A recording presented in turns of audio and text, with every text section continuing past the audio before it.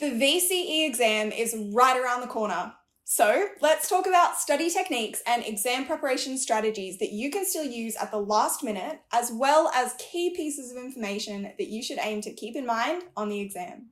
Okay, you're only a few days out from your exam. When it comes to preparing for your text response essay in section A, of course you can carry on with all of the classic study techniques that you've likely already been working on.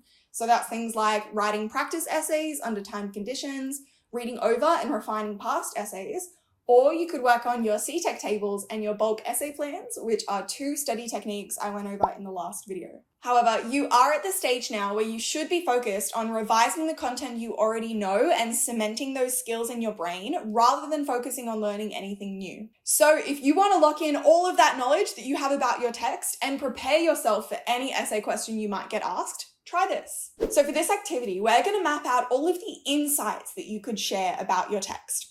So essentially, we're going to list out all of the key themes your text explores, and we're going to consider and jot down any of the comments you might be able to share about the ideas your text is trying to convey. Now, this all sounds quite confusing in the abstract, so I'm going to show you an example from Sunset Boulevard. I'm going to group all of the central ideas for Sunset Boulevard into three key themes: illusion and reality, fame and vanity, and dreams and ambition. I'm listing out those key themes in the first column of my table, and then in the next column here, I'm writing out key words that I think relate to those terms. So it could be synonyms or general related terms, but it's especially helpful if you go back through past essay prompts for this text and pull out the key words you see used in those essay questions. So if I got asked an essay prompt that questions concepts like delusion or deception, the first thing I'm going to think about is the theme of illusion and reality and the way in which characters create illusionary worlds of deception for one another to the point of deepening Norma's delusions and tenuous grasp on reality. This is just to help me make connections between the kinds of terms that I might see on the exam and the broader ideas that I know how to discuss. But this next column is where it gets interesting, because here is where I really want to start jotting down all of those insights, judgments, or comments I could make about the text. So for the theme of illusion and reality, I'm going to start off by jotting down some general points I could make about this theme. For example, Hollywood is a place that blurs the lines between fiction and reality. The perception we have of fame is an illusion. Behind the glitzy and glamorous facade of Hollywood, the reality of fame can be brutal. Fame is also so intoxicating that people deceive one another and create relationships built on illusion in order to achieve their goals. Wilder instills a sense of realism in his film by using shots of the real Paramount Pictures studios and through his casting of former silent film actors. This positions the audience to understand that this is a film about the gritty realities of the film industry. The world of Hollywood has instilled a sense of delusion in Norma, or maybe Hollywood attracts those who are delusionally self-confident, and her grasp on reality is constantly becoming weaker. Firstly, you might notice that some of these points don't conform strictly to one theme. They could also relate to ideas around fame or ambition, for example.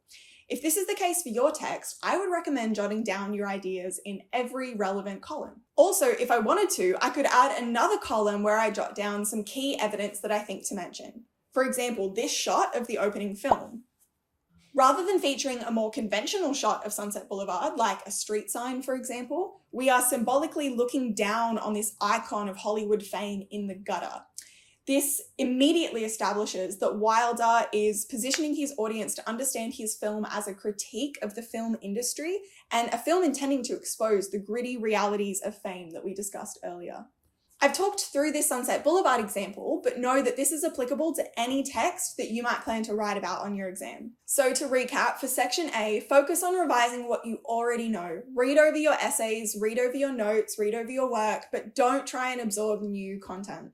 Okay, let's talk about section B. Now, I don't know how much preparation you've done for this section. Maybe you have written and perfected 5 solid creative narratives that all in some way connect to your framework of ideas, or maybe you've operated under the assumption that because you can't see the stimuli until the day of the exam, there's not much you can do to prepare for this section. Chances are you wrote one solid creative piece during the year, and maybe you've tried to refine it or write more since then, but you probably have at least one text to work from. When it comes to preparing for this section on the exam, the biggest piece of advice I have is this. You might want to try and memorize your whole piece of writing so that you can aim to replicate it on the exam, but you absolutely should not assume that the piece of writing you have prepared is going to suit the stimuli that you get. If you want to be prepared for your BCE exam, you have to be prepared for the likelihood that the text you wrote is just not going to work with the stimuli you've been given. And that's okay, because I'm going to give you other strategies to prepare for this section on the exam that don't involve memorizing a whole chunk of text. So quickly, why isn't memorizing your text the way to go? Well, oftentimes this strategy can be quite counterproductive, because a lot of the time it can mean when you walk into the exam room, you have this absolute tunnel vision and absolute focus on trying to write out the piece you've prepared, and you won't truly be able to focus on responding to the stimuli that's in front of you. So we're going to try an activity that is in some ways a little bit similar to the last one we were doing for text response. We want to make sure that we have a really good grasp on all of the ideas of our framework so that we know how to talk about those ideas on our exam. You could do some Googling to see what others might say about your framework of ideas, or you could develop these perspectives yourself.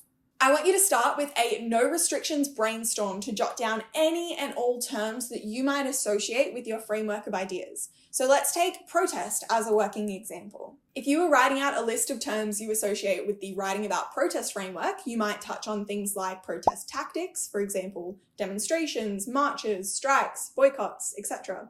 You might touch on certain social issues like climate change, war, equal rights, social justice. You might touch on certain ideas or concepts that are explored in some of the mentor texts you read. Things like authority, oppression, peace, violence, progress, change, collective action, police brutality, etc.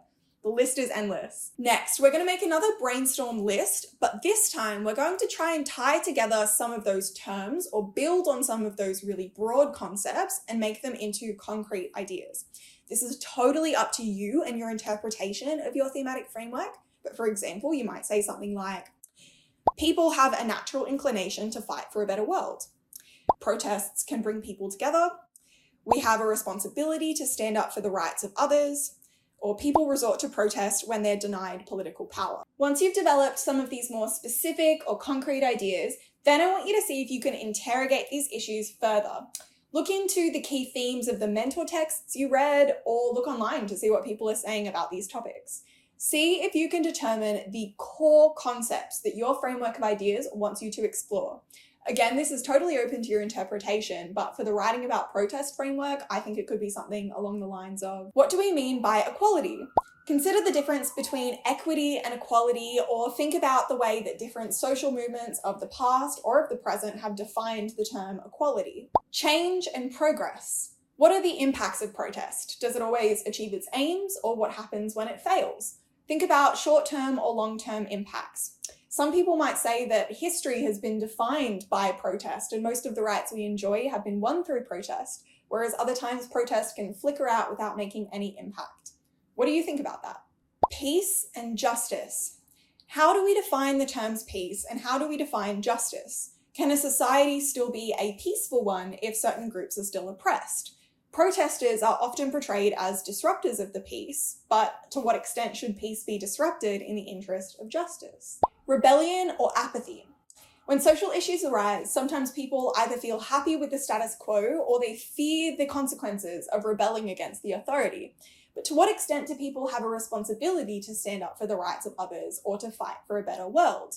Consider why sometimes people might turn a blind eye to the suffering of others, but also consider what are the dangers of complacency? What happens if we never protest or never try to achieve change? Now that I've mapped out all of my framework's core ideas, even though I don't know what the stimulus on the exam is going to be, I can safely assume it's going to relate to one of these concepts. From this point, I'd recommend taking a look at that list you've created and maybe taking a look at any sample exams you can find and see if you can develop a handful of ideas for your writing. Whether you're working on a persuasive text or an imaginative story, see if you can come up with a few different topics that you could write about based on those core concepts. Having a backlog of story ideas you can draw from is incredibly useful because it takes a lot of the thinking and the panic out of the equation when you're sitting the exam. But even if you don't develop these story ideas, you need to make sure you have a really good grasp on the kind of concepts that the exam might ask you to consider. As a last little point on section B, I just need to remind you that on the exam you'll be given a few instructions you can't overlook. Your text needs to have a clear purpose from at least one of the following: to explain, to express, to reflect, or to argue. You need to draw from your non-negotiable title and at least one of the stimulus options that you're presented. If it says at least one on your exam, you can safely assume that in order to hit those higher marks, you need to touch on more than one. So aim to write a text that has a range of purposes, draws from the non-negotiable title, as well as a range of the stimulus options. Now, let's discuss section C, your argument analysis. I talked about section C in much more depth over in this video, how to ace your argument analysis. So head over there if you want more info on how to analyze a text on the exam and how to write and structure your response. But for now, let's discuss one key piece of information that you need to keep in mind when doing argument analysis on your VCE exam. Firstly, we all know about the importance of identifying the author's contention. And I've talked in the past about how crucial it is that you identify the difference between the author's contention and their purpose. However, one of the biggest things that students overlook in section C is a discussion of the audience. Oftentimes, students identify the author's intended audience once in their introduction, and then they won't mention it again throughout the rest of their response. However, you absolutely should incorporate a discussion of the audience into your analysis. Your job is to not only discuss how the author uses language to make their argument seem more persuasive, it's also to evaluate how they directed their argument towards the audience they intended to impact and how or why their language might have had an impact on that audience. So to begin with, audiences could include specific groups of people, those particularly interested in a specific topic.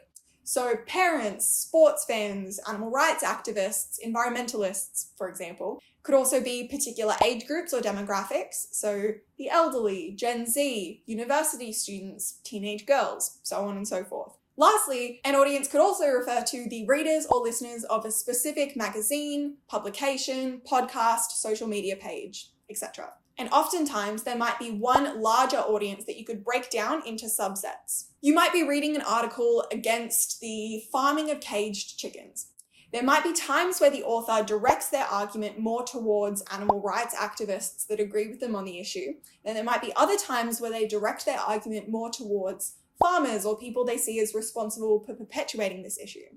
So when it comes to discussing the impact that an author's language might have had on their audience, a lot of students feel like figuring this out is just speculating. You can't really know what the audience was feeling. However, it can actually be really quite intuitive, and if you're struggling to wrap your head around it, consider the persuasive language techniques that we naturally use on those around us to get what we want, or the persuasive language techniques that might be used on us.